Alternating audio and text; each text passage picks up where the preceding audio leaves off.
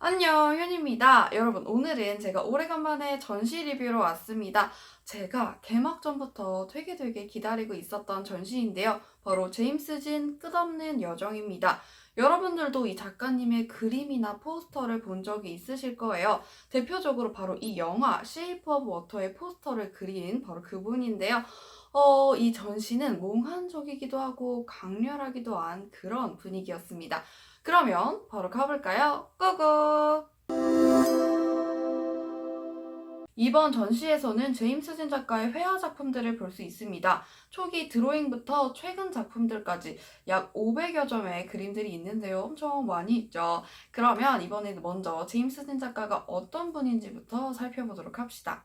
제임스 진 작가는 1979년생으로 일러스트, 만화 표지, 순수미술, 영화 포스터 등 다양한 분야에서 활발하게 활동하고 있습니다.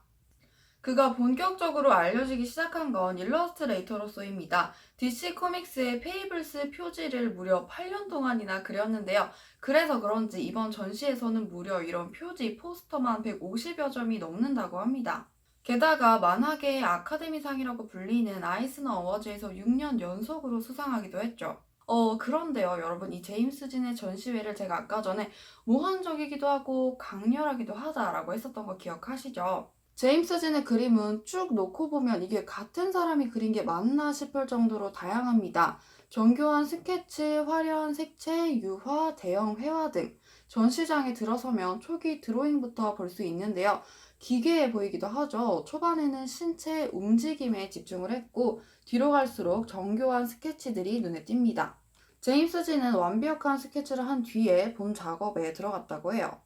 그리고 2008년에는 순수미술을 시작했고 2009년부터 10년까지는 그림이 좀 어두워요. 폭력, 죽음 이런 거에 대해서 다루고 있는 그림들도 있어요. 그런데 반면에 2012년부터는 다양하고 화려한 색채들도 눈에 띕니다. 그리고 이번에 한국 전시만을 위해서 새로 그린 신작들이 있는데요. 이건 엄청 거대한 대형 회화들입니다. 정말 엄청 커요. 이 그림들은 몽환적이고 다양한 색채들이 눈에 띄더라고요. 그리고 제임스 진은 이렇게 순수 미술을 하고 있기도 하지만 상업 미술도 꾸준히 하고 있습니다. 예전에 대표적으로 프라다와 같이 협업한 것도 있고 또 얼마 전에는 남성복 디자인에도 참여를 했다고 해요. 영화 포스터 작업도 유명한데요. 쉐이프 오브 워터, 마더, 블레이드 러너 2049 등이 있습니다. 그리고 최근에는 개봉 예정인 우리나라 영화 사자와도 콜라보를 했어요. 자, 이렇게 제 이야기를 들으니까 조금 감이 잡히시죠? 네, 맞아요. 제임스 진 작가님은 정말로 다양한 그림들, 작품 활동을 하고 계십니다. 그러니까 이제는 작품 이야기로 넘어가서 전시 순서대로 말씀을 드려볼게요. 전시장을 딱 들어서면 먼저 초기 드로잉들이 나옵니다. 그리고 이걸 쭉 지나가 보면 이번에 새로 전시하는 신작 9점의 대형 회화들이 쫙 펼쳐지는데 진짜 엄청나게 커요. 어마어마. 제가 서서 이렇게 볼 정도였고 옆으로도 엄청 컸고 이게 11m라고 합니다. 어마어마하죠. 개인적으로 저는 이번 전시회에서 이 대형 회화들이 가장 좋았고 또 작가님이 지금 어떻게 그림을 그리는지도 잘 느껴졌어요. 이 그림들을 처음에 딱 봤을 때는 되게 몽환적이다. 그림들이 색깔도 좀 특이하구나. 그림 그리는 방식들도 독특하고 그렇구나라고 생각했어요. 왜냐면 현실적인 그림보다는 약간 현실이랑 환상이랑 상상이랑 합쳐진 것 같은 그림들이 많았거든요. 그런데요, 이 그림의 메시지를 듣다 보면 더 깜짝 놀랍니다. 예를 들어 에어비어리 레드파이어라는 그림은 승려의 꿈을 그린 겁니다. 그림이 큰데 오른쪽에서부터 이야기가 펼쳐져요. 자고 있는 승려의 꿈을 나타낸 겁니다. 사실 이 그림은 가마우지를 훈련시켜서 물고기를 잡던 중국 어부들을 그린 거라고 해요. 이외에도 영화에서 영감을 받거나 사회 문제를 그린 그림들이 있습니다. 그래서 저는 제임스 진의 그림들이 매력적이라고 느껴졌는데요. 이렇게 사회적인 문제는 아니면 개인이 생각하고 있었던 것들을 그림에 막 표현을 하지만 그냥 봤을 때는 그게 너무 대놓고 느껴지지 않는 그런 느낌이라서 저는 더 좋더라고요. 그리고 작품 하나에 숨겨져 있는 내용이나 아니면 막 구석에 숨어 있는 그림 같은 게 있어요. 그거 찾아보는 재미도 많았습니다. 그리고 이렇게 대형 전시들을 넘어서면 이제 그때부터는 제임스 진이 이때까지 그려왔었던 작품들이 쭉 펼쳐집니다. 그리고 이번 전시를 위해서 전시된 조형물 같은 게 하나 더 있는데요. 잘 살펴보시면 가이아, 호랑이, 거북이 이런 모습들이 그려져 있어요. 이건 스테인드 글라스 기법을 활용한 조형물이라고 합니다. 저는 이것도 너무 예쁘더라고요. 이번에는 제가 이 전시에서 느꼈던 저의 개인적인 좋았던 점을 말씀드려 보도록 할게요. 저는 먼저 가장 좋았던 게 이 전시는 제임스 진 단 한 사람의 작품만 보여주고 있는 전시잖아요. 이걸 잘 보여주고 있다고 생각했어요. 처음 들어섰을 때 드로잉이 있는 게 가장 좋았다고 느껴졌거든요. 이 사람이 드로잉을 하면서 스케치를 하면서 얼마나 자기 작품으로 갔는지 또 뒤로 갈수록 엄청나게 정교해지는데 저는 그 정교한 매력도 있었지만 초반에 되게 독특해요. 이게 사람인지 물고기인지 뭔지 모르겠는. 근데 그런 와중에도 신체 움직임이나 이런 게 정말 잘 보여지는 드로잉들이 많아서 저는 그 드로잉 구간에서, 첫 구간에서 되게 오랫동안 서서 작품을 봤었던 것 같아요. 그리고 나서 이제 신작이 나오고 이어져서 쭉 그림이 나온다고 했잖아요. 이렇게 시기상으로 배치된 구성이 저는 마음에 들었어요. 그리고 또 좋았던 점이 있는데요. 오디오 가이드북이 무료였어요. 보통 이런 전시장을 가면 오디오 가이드북을 한 3,000원? 4,000원 정도 주고 대여를 해주거나 아니면 파일을 그 휴대폰으로 들을 수 있게끔 해주는데 이 전시장에서는 롯데뮤지엄 홈페이지에 들어가서 비밀번호를 입력을 하면 다 볼 수 있게 해줬습니다. 그 비밀번호는 안내해주시는 분들이나 매표소에서 물어보면 바로 말씀을 해주실 거예요. 그런데 반면에 도슨트는 너무너무 아쉬웠어요. 말 나온 김에 이번에는 이 전시에서 제가 느꼈던 아쉬운 점들을 한번 이야기해 볼게요. 먼저 도슨트, 그 도슨트가 전시장에서 사람이 돌아다니면서 설명을 해주는 거예요. 도슨트 하시는 분이 이 전시는 뭐 어떤 의도로 만들어졌고 이 작품은 어떻고 이런 걸 상세하게 설명을 해주는 건데 이게 보통 평일에 하루에 3번, 4번, 2번 이 정도 열리는데 저는 이날 도슨트를 들으려고 친구랑 시간을 딱 맞춰서 전시장을 갔던 거거든요. 근데 아무리 시간이 지나도 안 하는 거예요, 시작을. 그래서 여쭤보니까 신청한 사람이 적어서 없어졌다 이렇게 답을 해주시더라고요. 사람이 없다고 도슨트를 안 하기도 하더라고요. 아무튼 그래서 도슨트가 원래 있는데 갑자기 없어졌다고 해서 그게 너무너무 아쉬웠어요. 그리고 오디오 가이드북 제가 아까 무료라고 했었잖아요. 그런데 이 가이드가 뭐랄까요? 너무 약간 조금 기계음? 그런 게 나서 그렇게 듣기에 엄청 썩 좋았다라는 느낌은 아니었어요. 그리고 저는 전시장에 있는 텍스트들이 가독성이 좀 떨어진다고 생각했습니다.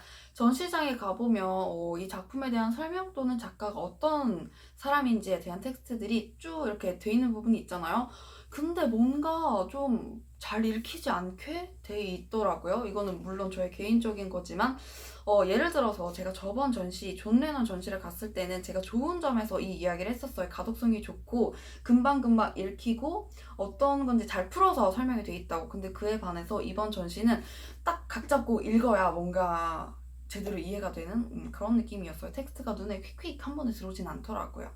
그리고 제가 이날 구두를 신고 갔는데 그 초기 드로잉 하는 것까지는 괜찮았는데 그걸 신작부터는 바닥이 바뀌더라고요. 전시장 바닥이 완전 그 뭐라 해야 되지? 시멘트 바닥 같은 거? 그래서 구두로 걸으면 너무 소리가 크게 나는 거예요. 그래서 소리 크게 나면 민폐니까 진짜 엄청 조심스럽게 걸어 다니느라 정말 발이 너무 아팠습니다.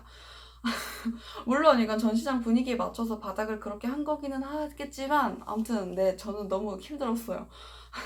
그래서 여러분이 이 전시 가실 때는 꼭 편안한 신발, 소리 안 나는 신발 신고 가시기를 추천드릴게요. 그리고 또 저는 조명도 아쉬웠어요. 다른 부분들은 괜찮았는데 유화 작품들이 걸려있는 부분에서 유화 그림들 위에 빛이 이렇게 반사돼서 그림을 제가 정면으로 봤을 때 제대로 안 보이더라고요. 윗부분에 다 빛이 반사돼서 그래서 가까이 가서 이렇게 올려다 봐야 좀 보이는 그 부분이 너무너무 아쉬웠어요. 그냥 이렇게 작품을 앞에 서서 봤을 때 한눈에 보였다면 좋았을 텐데 너무 아쉬웠습니다. 그리고 더불어서 대형 회화들을 담아내기에 여기 전시장이 조금 작은 느낌이 들기도 했어요. 그림은 엄청나게 큰데 이런 큰 그림들은 가까이서도 보는 게 좋지만 멀리서 한눈에 보고도 쉽잖아요. 그런데 그렇게 해서 좀 뒤로 가다 보면 어떤 그림은 이미 벽이 여기 있는 거예요. 그래서 이렇게 굴곡져 있다고 해야 되나 전시장이. 그래서 근데 이 좁은 부분은 그림이 여기 있는데 이 입구가 너무 작은 거예요. 그림을 볼 수 있는. 그래서 그 부분에서 좀 아쉬웠어요. 저는 이 전시회 굉장히 잘 갔다 왔는데 지금 말을 해보다 보니까 뭔가 아쉬운 점이 많았던 것 같아요. 그러면 이번에는 제가 갔을 때 가장 저의 마음에 들었던 최애 작품들을 이야기를 한번 해보도록 할게요. 먼저 디센던트 블루우드. 이 그림의 주인공인 디센던트는 이번 전시를 준비하는 과정에서 창조된 캐릭터입니다. 제임스 진이 롯데월드 타워를 방문했을 때 높이가 엄청 높잖아요. 그래서 그걸 보고 영감을 받은 작품이라고 합니다.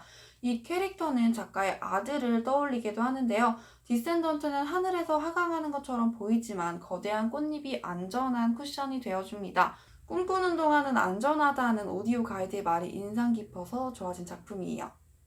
다음은 아우렐리안즈입니다. 이 그림은 뜻이 좋아서 좋아진 작품인데요. 아우렐리안은 곤충 채집가라는 뜻도 있고 낮은 계급이었지만 군인으로 성공해서 로마 제국을 집정했었던 아우렐리아누스 황제의 이름이기도 합니다.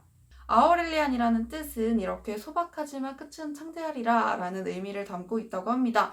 그림 속에 나오는 소녀들이 어떻게 바뀔지 궁금하기도 하고 저도 어떻게 바뀔지 궁금하기도 하고 그래서 좋아진 작품이에요. 그리고 작품을 상세히 보시다 보면 식물들이 표정을 가지고 있어요. 그게 너무 귀여워서 유심히 봤었던 작품이에요.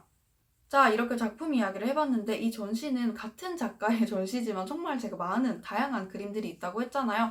그래서 여러분들도 가시면 취향인 작품들을 찾고 오지 않을까 하는 생각이 듭니다. 저도 너무 좋은 작품들이 많았고 제가 가서 시간을 오랫동안 서서 봤었던 작품들도 많은 것 같아요. 저는 어떻게 관람을 했냐면 처음에 친구랑 둘이 가서 도슨트를 하는 줄 알고 먼저 전시장을 한 바퀴 쭉 둘러보고 그 다음에 도슨트 언제 하나 이렇게 기웃기웃 했는데 도슨트를 안 해가지고 오디오 그거를 들어가서 이제 각자 저희는 개인 플레이 했습니다. 각자 그래 보고 연락해 이렇게 하고 놀았는데 한 2시간? 2시간 좀 더 있었나? 그랬었던 것 같아요. 아무튼 저는 이번 전시 그림 너무 잘 보고 왔습니다. 저는 솔직히 말해서 제임스 진 작가님의 그림들은 알고 있었는데 이 사람이 누구다 하는 거는 솔직히 이번에 처음 알았거든요. 이걸 알게 된 계기여서 너무 좋았습니다. 그리고 여러분들 꼭 가실 분들은 제가 아까도 말씀드렸죠. 보이는 거랑 숨겨져 있는 텍스트 메시지들이 정말 많이 다른 작품이라고 꼭 도슨트를 듣거나 오디오북을 들으셨으면 좋겠어요. 그러면 여러분 저는 다음 전시 스포를 하나 살짝 드리고 인사드리도록 하겠습니다. 제가 갈 다음 전시는 바로 디즈니 전시입니다. 가시기 전에 좋아요와 구독도 꾹꾹꾹꾹 눌러주시고 인스타도 팔로우 하시면 제가 어떤 공연을 보는지 어떤 전시를 보는지 빨리빨리 아실 수 있을 거예요. 안녕.